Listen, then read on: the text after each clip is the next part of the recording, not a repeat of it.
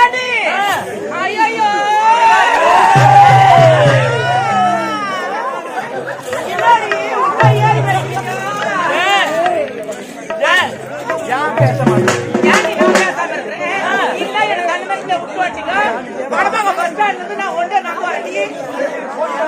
வரப்போற இடத்துல 4 பேர்